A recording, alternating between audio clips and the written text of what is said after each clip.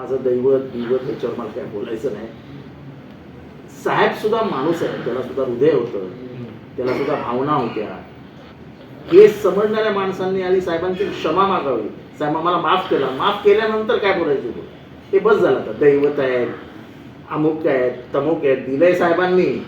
हिरवा साहेब विसरू नका, हे दिलं गेलं ते सगळं साहेबांनी दिलं तुम्हाला. उगाच आता हे नौटंकी सुरू करू नका, बस झालं, बस.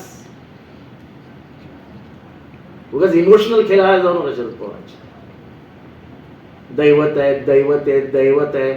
दैवताला सोडून जाताना लाज नाही वाटली काय?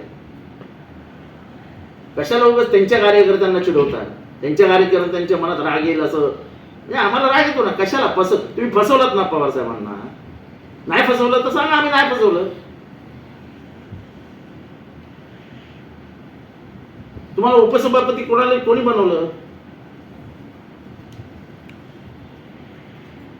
कशाला उगाच निष्कारण वाद निर्माण करतात. तुमचं चालू आहे, बरं चालू आहे. साहेब बघतील ना, साहेब भूमिका घेतील ना. तुम्ही कशाला त्याच्यामध्ये? आपलं काम नाही ना, आम्ही बोलतो का कधी? निष्कारण पब्लिसिटीसाठी काहीतरी आमचे दैवत आहेत, आमचे देव आहेत, घरात फोटो लावायला घाबरतात. मात्र आईंनी जेव्हा बोलायला सुरुवात केली तर आता प्रत्येक नेता बोलायला चालू केलं आहे दादांच्या गटातलं. आईबद्दल मला काय बोलायचं नाही. त्यांच्या घरातल्याबद्दल मला कुठेही एक शब्दही बोललेलो नाही, बोलणार.